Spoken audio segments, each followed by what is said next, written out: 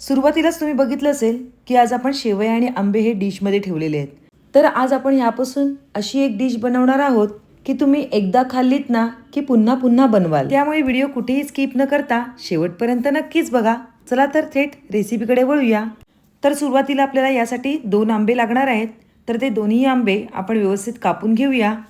पाऊस थोडा लांब गेल्यामुळे आंब्यांचा सीझन अजूनही चालू आहे. तर आज आपण खास अशी आंब्याची रेसिपी बनवणार आहोत. त्यासाठी आपल्याला आंब्याच्या दोन्ही साईडचे कापा कापून घ्यायचे आहेत.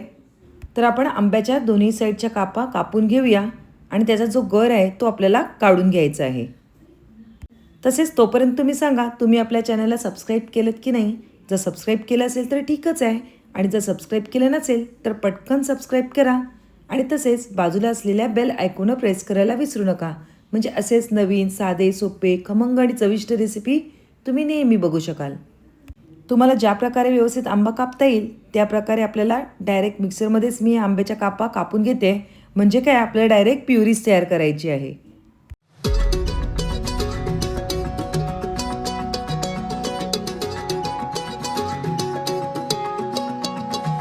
तर या ठिकाणी सर्व आंब्याच्या कापा कापून झालेले आहेत. आता ही मिक्सरला आपण प्युरी करून घेऊया. तर या ठिकाणी आपली प्युरी सुद्धा तयार झालेली आहे. आता ह्याच्या शेवया आहेत त्या गव्हाच्या आहेत आणि घरगुतीच बनवलेल्या आहेत.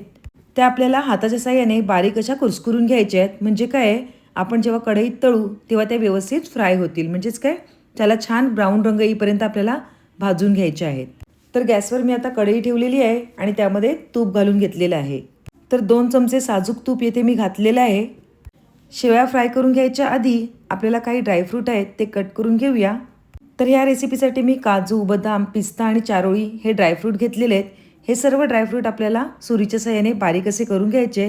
तर सर्व ड्रायफ्रूट आपण सुरीच्या साहाय्याने बारीक असे कापून घेऊया. ही सर्व पूर्वतयारी बघितल्यानंतर तुम्ही नक्कीच तर्क लावला असेल की आज आपण येथे खीर बनवणार आहोत.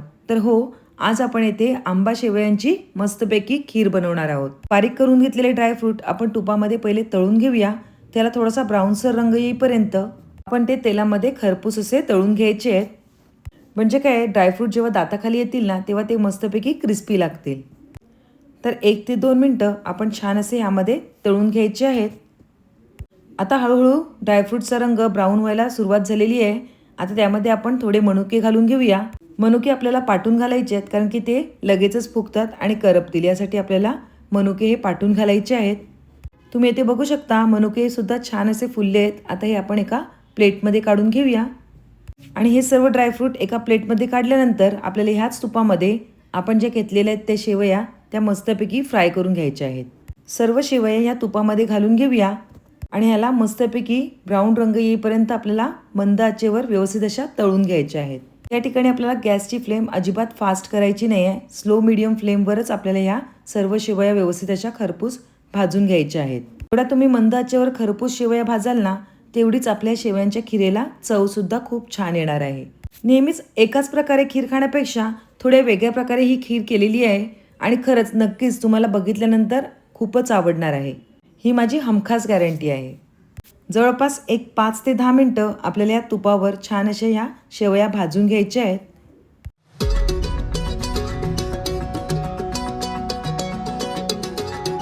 शेवयांचा रंग छान असा ब्राऊन झालेला आहे. आता यामध्ये आपल्याला 2 ग्लास एवढं दूध घालून घ्यायचं आहे. दूध मी अगोदरच गरम करून घेतलेलं. 2 ग्लास म्हणजे जवळपास पाव लिटर एवढं दूध होतं. तेवढं मी दूध यामध्ये घातलेलं आहे आणि 100 ग्रॅम एवढी साखर यामध्ये घालून घ्यायची आहे. तुम्हाला ज्याप्रमाणे गोड आवडतं त्याप्रमाणे तुम्ही साखरेचे प्रमाण कमी जास्त करू शकता.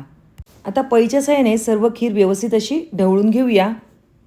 म्हणजे काय आहे सगळीकडे सगळ्या शेवया व्यवस्थित दुधामध्ये भिजल्या जातील. आता आपल्याला याला एक उकळ काढायची आहे. ह्या वेळेला थोडी मीडियम फ्लेम ठेवायची आहे आणि छान अशी शेवयांना आपल्याला उकळ येऊन द्यायची आहे. शेवयाला उकळ यायला लागलेली आहे. आता आपण यावर एक 2 मिनटं झाकणसुद्धा ठेवायचं आहे. म्हणजे काय आहे शेवया छान शिजल्या जातील. 2 मिनटानंतर आपली साखरसुद्धा विरघळलेली आहे आणि शेवयांना छान घट्टपणासुद्धा आलेला आहे. आता आपण जे कापून घेतलेले ड्रायफ्रूट्स आहेत ते आपल्याला ह्यावर घालून घ्यायचे आहेत. सर्वच ड्रायफ्रूट आपण ह्यावर घालणार नाही आहोत. थोडे नंतर डेकोरेशनसाठी ठेवणार आहोत. त्यासाठी मी अर्धेच ड्रायफ्रूट ह्यामध्ये घातलेले आहेत. काही ड्रायफ्रूट थोडे नरम होतील आणि काही क्रिस्पी दाताखाली खायला छान लागतील. पुन्हा एकदा एक झाकण मारून घेऊया 2 मिनटासाठी. आता ड्रायफ्रूटसुद्धा थोडे सॉफ्ट झालेले आहेत. आणि खिरेला उकळसुद्धा खूप छान आलेला आहे. खरंच खूपच छान लागते खीर.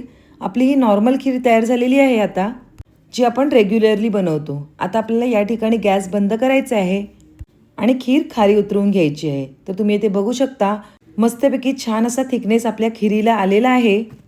थोडी खिरीमधली वाफ जाऊन द्यायची आहे आणि त्यानंतर आपण जो मिक्सरमध्ये करून घेतलेला मँगो पल्प आहे, म्हणजेच आंब्याचा जो पल्प आहे, तो यामध्ये घालून घ्यायचा आहे.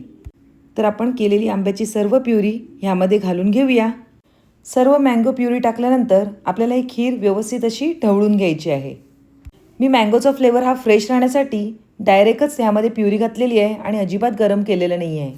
आता सर्व खीर एकदम व्यवस्थित आपल्याला ढवळून घ्यायची आहे, म्हणजे सगळीकडे सर्व आंब्याची जी प्युरी आहे ती व्यवस्थित अशी एकत्रित एकजीव होईल.